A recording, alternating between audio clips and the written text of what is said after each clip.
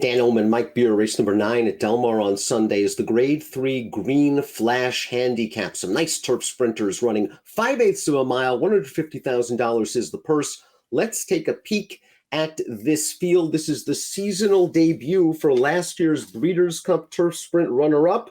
Lieutenant Dan is back in the races. He ran big in the Breeders' Cup Turf Sprint to be second to superstar turf sprinter Golden Pal.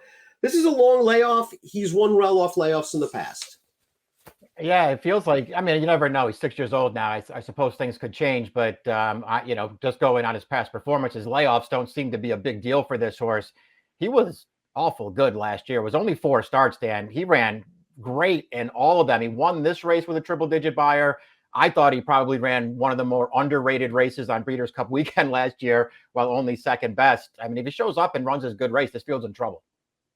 He's going to be facing a sharp horse down towards the inside, the number 1 Dubai Key. Let's see where he is on the Timeform US pace projector, because he's shown some speed in his career. Timeform US has him off the pace. They believe this pace will be fast. Super Ocho is going to be returning to turf off a blowout win at Mountaineer Park, of all places. We know Lieutenant Dan has speed. Maven is fast as well. It feels like this pace could be really fast, as it's supposed to be. It's a 5-furlong turf sprint. Dubai Key is a proven commodity on turf, to be sure. Group winner in his native Chile. He is 3 for 3 in North America, however, including a score in his North American turf debut at Del Mar, going 5/8, and he ran hard every step. He's down on the inside. He's been battling for the lead, and he's going to keep going. You're going to see what makes Sammy run on the far outside, eventually get up for second. He had to go very, very wide into the stretch, but Dubai Key's done nothing wrong in his career, and I think they just got to send him. Yeah, they got to go from the rail. We'll see how fast this pace gets, and we'll, see if he can fight off another challenge, because that was the sort of the key to that win we saw right there, Dan. He took pressure on the lead the entire way, fought it off, prevailed. What makes Sammy run might have been a little bit unlucky there, but this horse, still ran well. He's obviously got speed from the rail. He's in good form. Yes, He Can, the number 2, was claimed 3 starts back by Phil D'Amato for $40,000. Immediately found a great spot, winning a turf sprint down the hill at Santana, the straightaway at Santana, going $25,000 starter. Ran third last time out in an $80,000 optional claiming race. Very solid, very consistent, facing a tough group. Yeah, it's just a really significant step up in class. I respect the job that D'Amato's done with this horse. It feels like he's certainly gotten him better, but this is a really big, it's a really tall order for this horse. Super Ocho, what can you say? This horse showed up in North America at Mountaineer Park, of all places, and just destroyed an allowance field on the main track. Ran off and hid from that competition, earned a respectable buyer speed figure, and did some good things on turf in Chile. He did, and it feels like he might have been, even back in South America, it feels like he was probably just a little bit better going shorter over there. They ultimately stretched him out. He ran fine. He was probably better sprinting, though.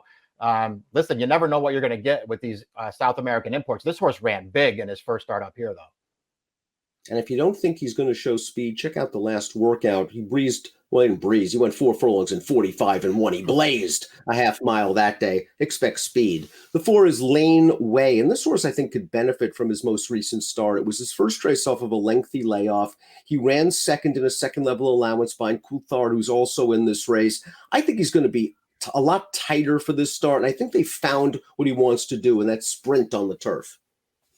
I looked at him the same way. I felt like, he was probably one of the more interesting, bigger prices in this race. He's another one who has plenty to prove in here, but he was pretty good going the mile. I think he's even better sprinting. Nero, the number 5, was claimed for $40,000. 5 starts back by Neil Drysdale, and he ran very well last time out. We saw him finish third behind Dubai Key. Kind of broke a little bit awkwardly. That's kind of him. He's not a great gate horse, but if you give him some pace, he'll come with a kick. I do needs to take another step forward. I do too. He ran fine in that last race. I didn't think he ran as well as the 1-2 finishers, however, and they're both back in here. He benefits, though, if this pace gets fast. Chasin Munny was no match for Lieutenant Dan last year in this edition of the Green Flash Handicap. Long layoff last time out. They dropped him in for the 80. He had a little bit of traffic in that race. I think he can take a step forward. He's a very lightly raced 5-year-old. He's obviously had his share of issues. Yeah, I agree with all that stuff. I mean, we'll see what he does here. It's not an easy spot for him, but, second off the layoff now, he could easily do better here. I realized that, Lieutenant Dan easily handled him last year, but this horse was in good form leading into that race. And then I feel like something just had to happen, Dan. He missed a lot of time after that. Up next is Barristan the Bold. Connections found a great spot for this horse last time out. Let's watch the race at Lone Star. This is a horse that wasn't able to win a $25,000 starter allowance, 2 and 3 back at Santa Anita. They ran him for a big purse at Lone Star. He got a setup. He comes on the outside, and he's going to run third. It was a really well-crafted plan by the Connections to get a nice paycheck. Yeah, he runs well in here. And listen, the horse that won this race is no slouch. That's a pretty good turf sprinter. High limit room. It gets up. I don't know. To me, I think you're right about everything that you just said, Dan. They just found a really good spot for him. And it feels like that's what this barn's been doing for the last, couple of months now. They're having a great meet here. Coulthard is up next, and this horse competed as a first-time gelding in his most recent start at Del Mar, and he looked good. Let's watch this race. He was able to beat 3 of these common foes, including Lane Way, and Coulthard has some running to do turning into the stretch. He's kind of over in behind horses. They're looking for a seam right now, and now he gets to the outside, and he kicks strongly to get on home. I like this effort. He's going to have to probably take a slight step forward, but he's moving the right way. Yeah, this is a good performance. Once he got into the clear there and saw daylight, I liked the way that he kicked it in and got the job done there. Like a couple of these other horses, including the ones that he just beat, this is a pretty significant step up in class.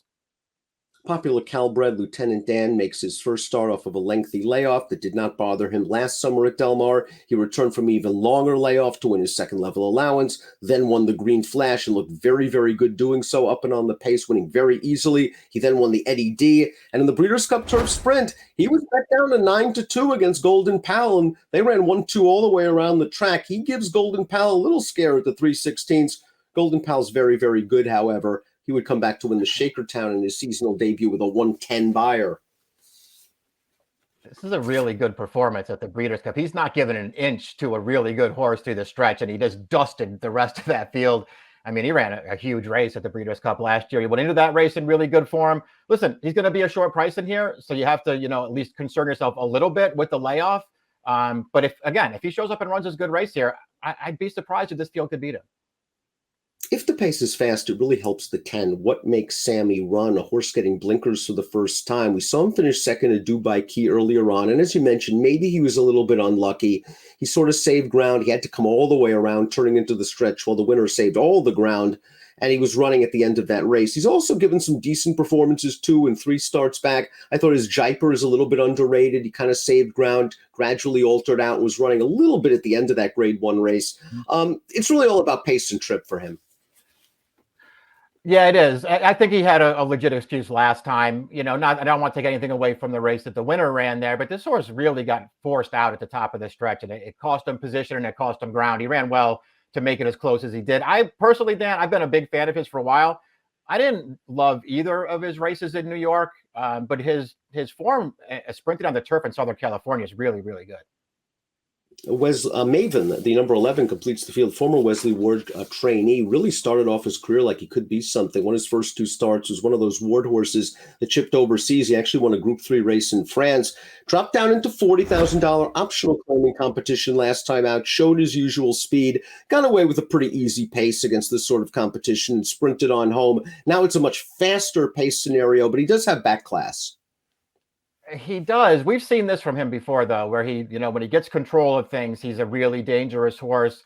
For the most part, he did win a Group 3 back in 2019 over in France. But for the most part, when they run him in stakes races, he really hasn't shown up, especially when he can't make the lead. And I wonder if this pace is going to wind up being too fast for him. The third-place finisher from that last race came back to run second, albeit on dirt, with a 92 buyer, first off the Ryan Hansen claim.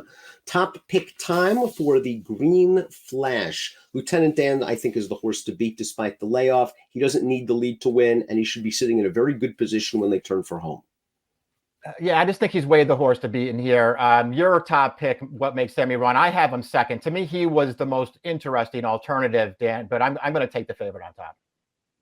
I know you've been a fan of what makes Sammy run. I'm hoping he can finally put it all together. Just lost a little bit of ground, I think, turning into the stretch last time. It's been knocking on the door. 9-10-4-1 for Mike, 10-9-1-11 for me. It's the Green Flash on Sunday at Del Mar. Good luck.